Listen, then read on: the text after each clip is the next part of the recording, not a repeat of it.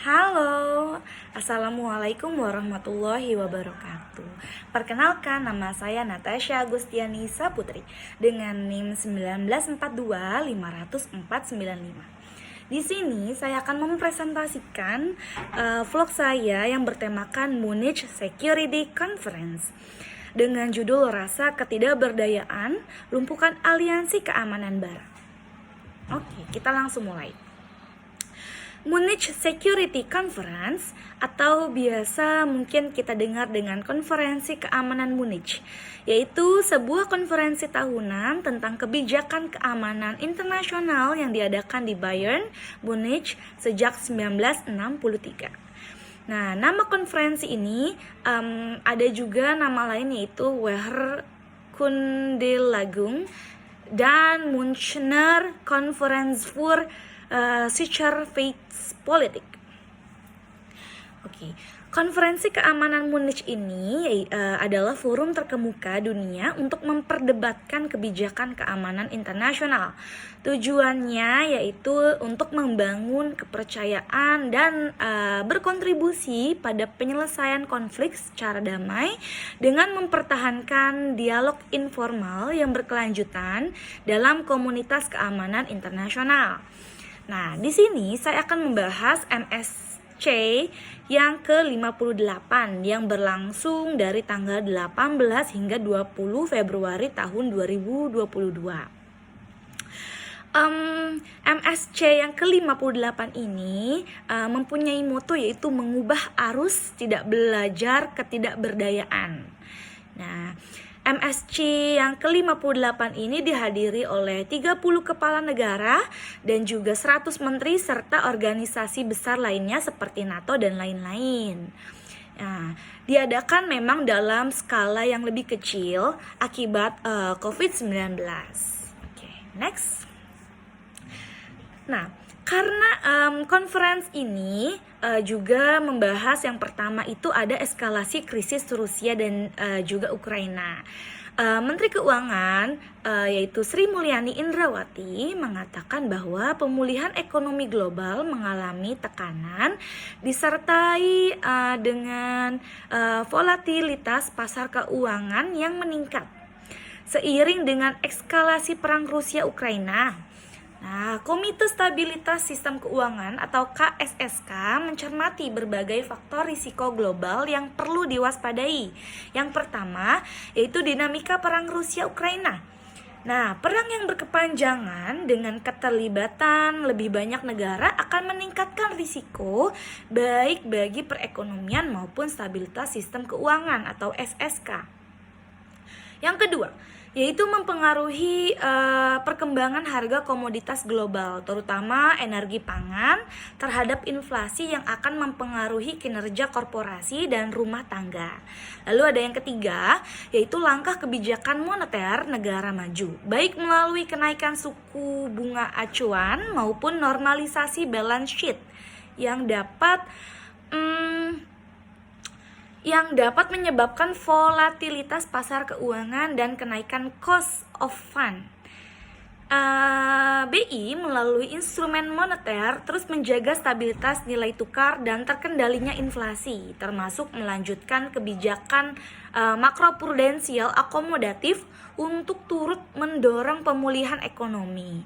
OJK akan memperkuat ketahanan sektor jasa keuangan dan menjaga SSK tersebut, termasuk mendorong peran industri jasa keuangan dalam menopang pemulihan ekonomi. Lalu, LPS juga akan memperkuat sinergi dengan implementasi program penjaminan simpanan dan resolusi perbankan yang kredibel.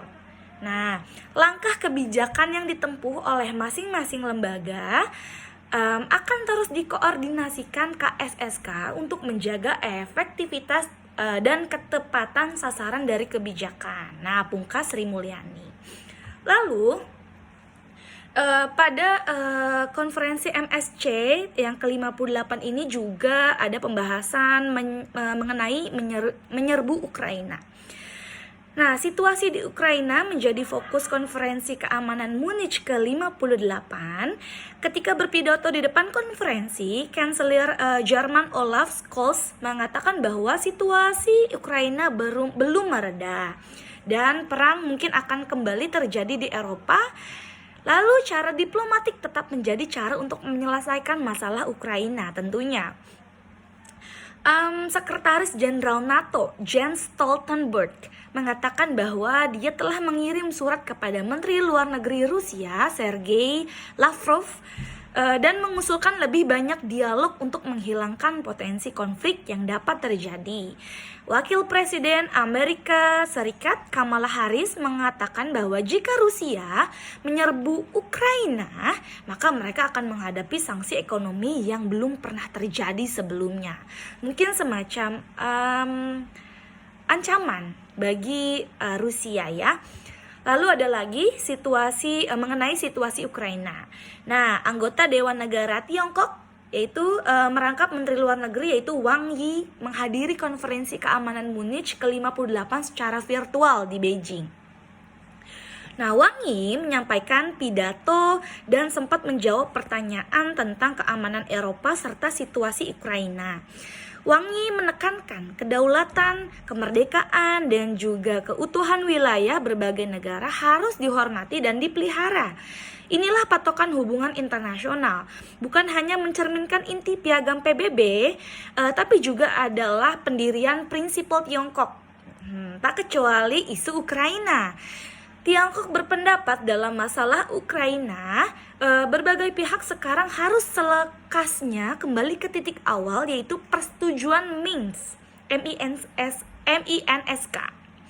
Inilah persetujuan yang berdaya ikat yang dicapai berbagai pihak terkait melalui perundingan dan diakui oleh DKPBB. Adalah jalan satu-satunya penyelesaian masalah Ukraina. Sepengetahuannya, Rusia dan Uni Eropa sama-sama mendukung persetujuan MINSK. Menteri Luar Negeri Amerika yaitu Antony Blinken juga menyatakan dukungannya ketika mengadakan pembicaraan telepon dengannya pada beberapa hari yang lalu. Jadi, mengapa berbagai pihak duduk bersama dan melakukan perundingan sepenuhnya, menyusun peta jalan dan jadwal pelaksanaan persetujuan? Nah, dewasa ini hal yang paling perlu dilakukan sebagai berbagai pihak ialah bersungguh-sungguh dalam berupaya demi perdamaian, bukan memperburuk situasi bahkan menggembar-gemborkan peperangan. Tentang prospek Ukraina, Wang Yi menyatakan Ukraina hendaknya menjadi jembatan yang menghubungkan timur dan juga barat. Bukanlah front depan perlawanan antar berbagai negara besar. Pihak manapun dapat mengajukan keprihatinan dirinya mengenai keamanan Eropa. Di antaranya, keprihatinan rasional pihak Rusia harus dihormati dan juga dipentingkan. Oke, kita masuk kesimpulan.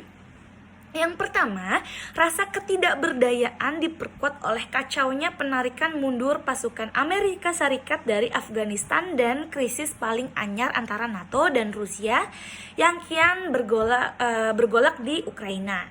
Lalu yang kedua ada Ulrich Frank, yaitu pakar keamanan di Dewan Hubungan Luar Negeri Eropa atau ECFR, menerjemahkan laporan konferensi keamanan Munchen sebagai desakan kepada pemerintahan negara barat untuk membuktikan betapa demokrasi masih mampu menjawab tantangan global kekinian. Lalu menurutnya, laporan teranyar MSC merupakan kelanjutan dari laporan tahun lalu, di mana para peneliti memperkenalkan istilah Westlessness untuk menggambarkan kekhawatiran umum di Eropa dan Amerika Utara terhadap berkurangnya pengaruh negara barat di dunia. Lalu, ada laporan keamanan tahunan oleh MSC, banyak yang membahas memang krisis di Ukraina sebagai faktor utama. Laporan juga mendikte isu keamanan global yang bakal marak di 2022, yaitu memburuknya situasi di Mali dan kawasan Sahel, destabilisasi di tanduk Afrika dan Teluk Persia, ketimpangan global yang melebar dan rentannya rantai pasokan global seperti yang menimpa sektor teknologi. Lalu, meski demikian, konflik dengan Rusia diyakini bakal mendominasi jalannya konferensi keamanan. Direktur Konferensi Keamanan Munchen, yaitu Wolfgang Ischinger, mengaku sudah mengundang Presiden Vladimir Putin, tapi undangan tersebut ditolak oleh Kremlin, ungkapnya. Lalu juga dia dijadwalkan menyambut 30 kepala negara dan pemerintahan di Hotel Bayer Schifferhof, termasuk Menteri Pertahanan dan Luar Negeri dari 100 negara. Yaitu Kanselir Jerman Olaf Scholz yang banyak melakukan perjalanan diplomasi untuk meredakan ketegangan di Ukraina juga akan hadir di Munchen. Sudah hadir itu maksudnya sudah hadir di Munchen. Oke. Baik, sekian sampai di sini presentasi dan juga vlog saya. Semoga kalian yang menonton menikmati. Maaf apabila ada salah kata ataupun salah ucapan. Terima kasih. Wassalamualaikum warahmatullahi wabarakatuh.